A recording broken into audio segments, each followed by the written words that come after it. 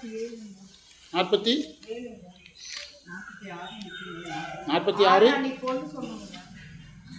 46க்கு பொருள் மட்டுமே சொன்னோமா? 46க்கு பொருளை ஒரு தடவை சொல்லிவிட்டு விளக்கமும் சொல்லணுமா? எழுதுங்க. அருள் திரு அம்பலவான தேசிகருடைய நமச்சிவாய மாலை 46வது மந்திரத்துக்கா பொருள் சொல்லணும், விளக்கம் சொல்லணும். 46வது மந்திரத்தினுடைய விளக்கம்: இல்லறத்தால் வருவது அறியாமை,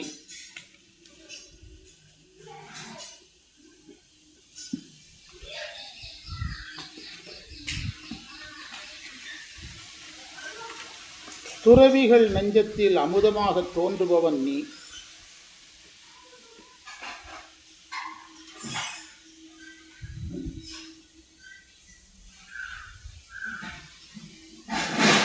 திருவாவடுதுறை நமச்சிவாய குருவே,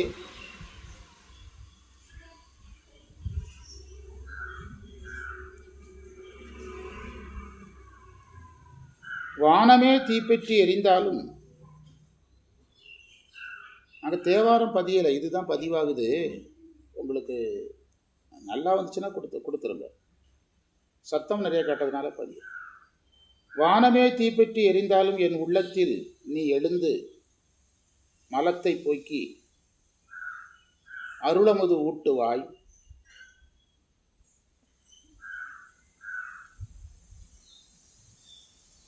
எனக்கு பிராரத்த வினை சேரும் என்பது எப்படி பொருந்தும்?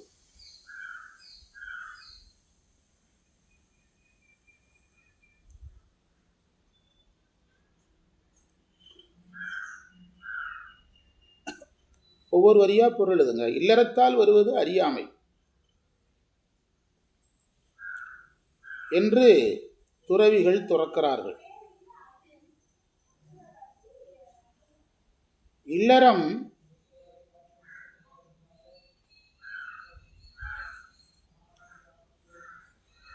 இறைவனை அடைவதற்கான ஒரு படி என்று உணர்ந்து கொண்டால் அது அறிவுடைமை.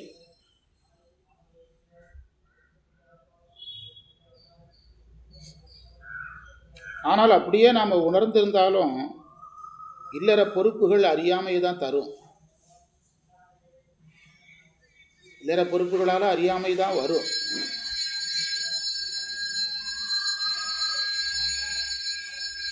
இல்லறத்தில் பொறுப்புகள் வரும்போது நாம் அவங்ககிட்ட சொல்ல முடியுமா, நான் சிவனை அடைகிறதுக்காகத்தான் குடும்பத்தில் இருக்கிறேன் அப்படின்னு ஒரு தடவைக்கு 4 தடவை சொன்னால் அப்போ ஏதோ கோயிலுக்கு போக வேண்டியதுன்னு எதுக்கு வீட்டில் இருக்கிறேன்னு கேட்பாங்க.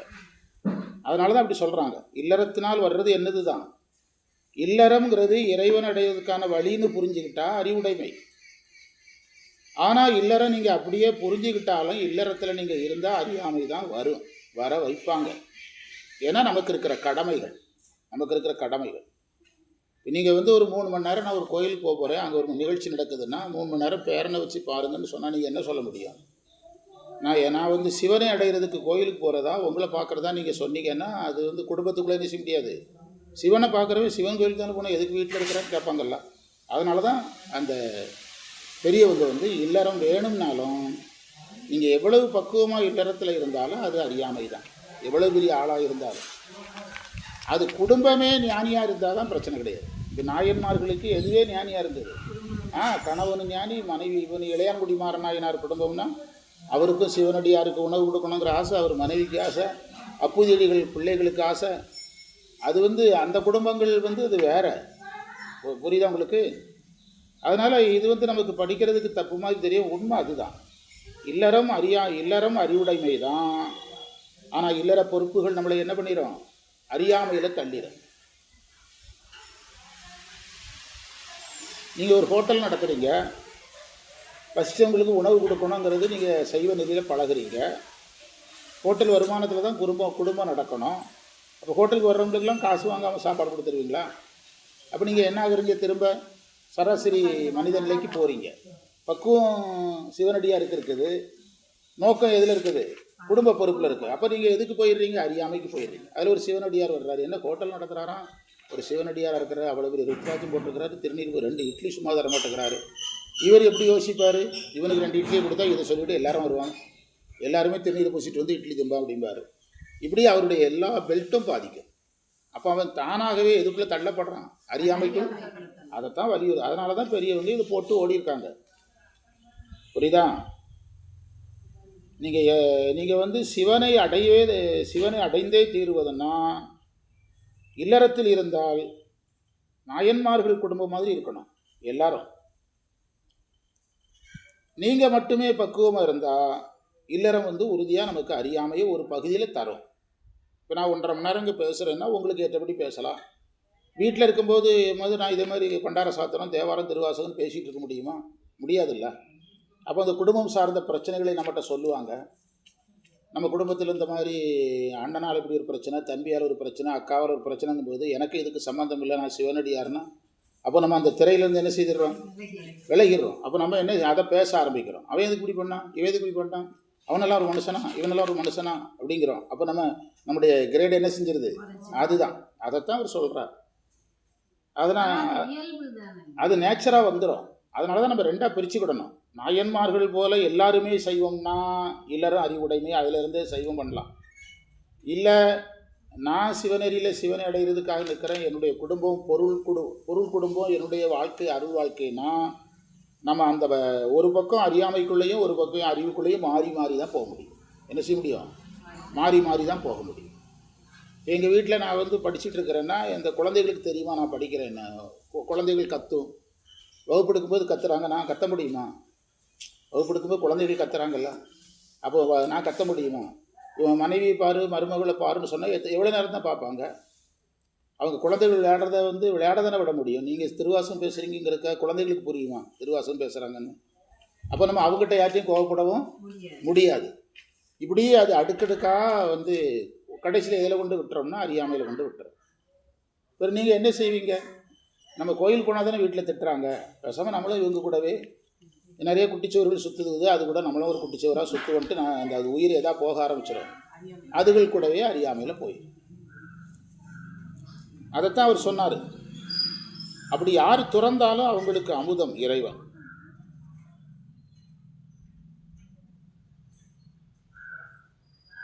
திருவாவடுதுறையில் இறைவன் குருவாக இருக்கிறார்.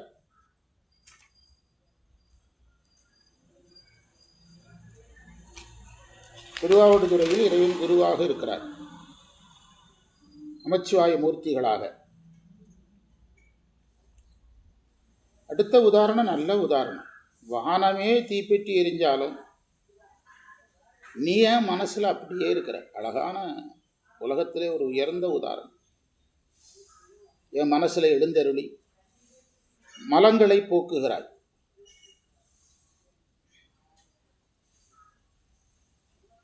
அது என்ன சொல்ல வருதுன்னா, அதை இறைவன் அருளுவதற்கு தடைகளே கிடையாதுன்னு அர்த்தம். நாம் வந்து ஒருத்தர் நம்மகிட்ட சொல்கிறார், ஒரு 5 லட்ச ரூபா அவசரத்துக்கு கொடுத்து உதவுப்பா வீடு கட்டுறேன் அப்படின்னு கேட்குறாரு. நம்ம 6 மாதத்துக்கு முந்தி வாக்கு கொடுக்குறோம், நம்ம எதிர்பார்க்கலை. வாக்கு கொடுத்து 3 மாதம் கழிச்சு நமக்கு ஒரு செலவு வந்துடுது.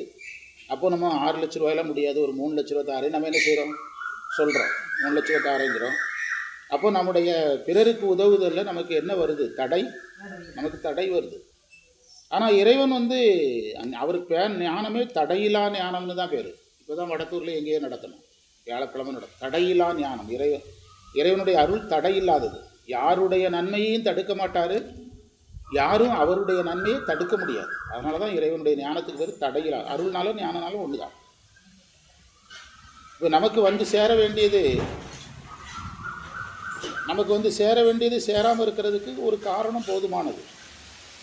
இப்போ அரசாங்கத்துக்கு வருமானம் குறைவாக இருக்குது, உங்களுக்கு சம்பளத்தை ஒரு 5000 குறைக்கிறோன்னு அரசாங்கம் சொல்ல வாய்ப்பு இருக்குது, சொல்லலாம். நமக்கு வேண்டியவங்க சொல்லலாம். நம்முடைய விவசாயத்தில் நமக்கு வருமானத்தை எடுத்து தர வேண்டியவங்களுடைய வருமானத்தை குறைச்சி சொல்லலாம். இப்படி எல்லாருமே நமக்கு வர வேண்டியதை கூட்டலாம், குறைக்கலாம். ஆனால் இறைவன் எந்த சூழல்லையும் அந்த உயிருக்கு கொடுக்க வேண்டியதை என்ன செய்கிறதில்ல. அதைத்தான் அவர் வந்து வானம் தீப்பிடிச்சாலும் நீ செய்கிறத செய்கிறான்னார். மலத்தை போக்குகிறாய், அருள்கிறாய், அமுதத்தை ஊற்ற. அழகான இடம். ஆனால் பிறர் எனக்கு பிராரத்த வினை சேரும்னு சொல்கிறாங்க, அது எப்படின்னு கேட்குறாரு.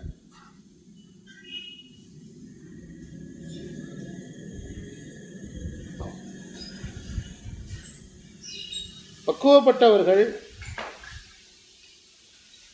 பிராரத்த இந்த பிறவியில் அனுபவிக்க வேண்டியதை பிரசாதமாக ஏற்று அனுபவிப்பார்கள். இறைவன் தந்ததாக அனுபவிப்பார்கள்.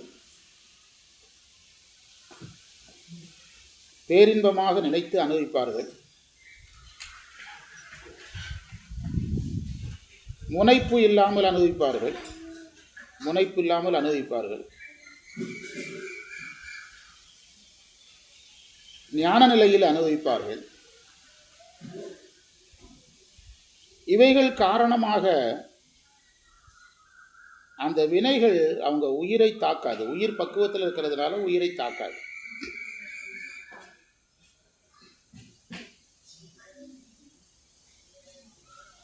உயிருக்கு இருக்கிற பக்குவம் உடம்புக்கு இல்லாததுனால இந்த உடம்புக்குள்ள தானே அந்த வினை அனுபவமும் நடக்குது. அதனால் அது எதை தாக்கும்? உடம்பை தாக்கும்.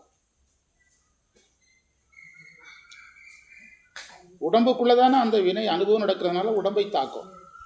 இப்போ வீட்டில் ஏதோ ஒரு மூலையில் நீங்கள் ட்ரில்லிங் பண்ணிங்கன்னா வீட்டில் எல்லா ரூமும் அசையும். அதே மாதிரி தான் ஏதோ ஒரு 3வது ரூமில் நீங்கள் ட்ரில்லிங் பண்ணிங்கன்னா 7வது ரூமில் சத்தம் கேட்கும். அங்கே ஏதோ ஒன்று பொத்து பொத்துன்னு உடஞ்சி விடும். அது மாதிரி உயிருக்குள்ளே தான் நடக்குதுனாலும் உயிரும் உடம்பு எங்கே தான் இருக்குது. அப்போ அந்த வினையை உயிர் அனுபவிக்கிறது இல்லைனாலும் அந்த வினை அந்த உயிருக்கு எது துன்ப அனுபவமாக வந்தாலும் உயிர் அனுபவிக்காது. அவங்களுக்கு கிடையாதுன்னா அந்த உயிர் இருக்கிற இடம் என்னது தான். அப்போ உடம்பை அது பாதிக்குது. இவ்வளோதான் விஷயம். அந்த வலியை அவங்க வலிச்சாலும் அது அவங்களுக்கு வலியாக தெரியாது. வலிச்சாலும் உங்களுக்கு அது வலியாக தெரியாது. அதாவது உங்களுக்கு ஒரு நாளைக்கு 1 லட்ச ரூபா வருமானம் வர்றவனுக்கு 100 ரூபா கடன் பெருசாக தெரியாது. அதேமாதிரி அந்த வலி அவங்களுக்கு ஒரு 100 ரூபா கடன் மாதிரி. ஒரு நாளைக்கு 100 ரூபா சம்பாதிக்கிறவனுக்கு 100 ரூபா கடன் பெருசு. ஒரு நாளைக்கு 1000 ரூபா சம்பாதிக்கிறவனுக்கு 1000 ரூபா கடன் பெருசுங்க. ஒரு நாளைக்கு 1 லட்ச ரூபா சம்பாதிக்கிறவனுக்கு 100 ரூபா கடன் பெருசா, 1000 ரூபா கடன் பெருசா? அது மாதிரி இந்த துன்பங்கள் அவங்கள என்ன செய்யாது? பெருசா பாதிக்காது. அப்படி இருக்கும்போது பிராரத்த வினை அவங்களுக்கு சேரும்னு சொல்லக்கூடாது. அது ஏன் சொல்கிறாங்கன்னு தான் கேட்குறாரு. முறைப்படி சொல்லக்கூடாது. அதை ஏன் சொல்கிறாங்கன்னு தான் கேட்குறாரு. இந்த மந்திரத்தில் மான்னு ஒரு வார்த்தை இருக்கும். மானுன்னா பிரகிருதி மாயைன்னு அர்த்தம். பிரகிருதி மாயையின் காரியம்.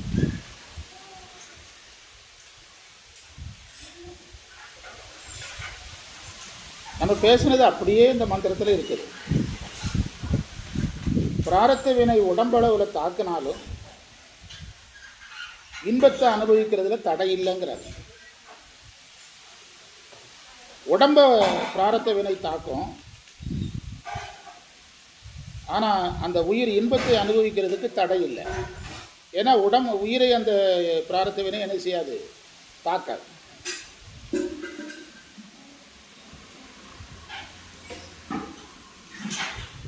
அந்த மந்திரத்தில் தீன்னு ஒரு வார்த்தை இருக்கும். தீனிங்கிறது தான் தீன்னு வருது. தீன்னா உணவு. அந்த உயிருக்கு நுகர்ச்சின்னு அர்த்தம்.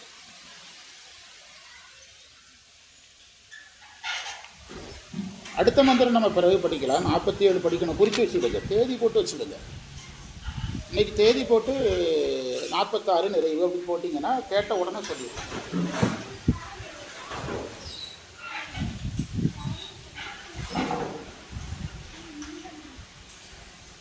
சரண்யா அவங்களுடைய பொண்ணு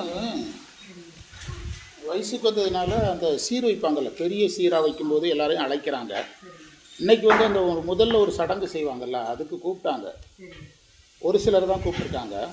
சடங்காக செய்யும்போது எல்லாரையும் கூப்பிட்றாங்களாம். அதுக்கு நாங்கள் ஃபேமிலியோடு போகிறோம். ஆமாம், நம்ம அடியார்களில் 1-2 பேர் தான் கூப்பிட்ருக்குறோம். பிறகு பெரிய அளவில் செய்யும்போது எல்லாரையும் கூப்பிடணும் அப்படின்னாங்க. நான் அந்த லேபுக்கு போயிட்டு நேரே கோயிலுக்கு வந்துட்டேன்.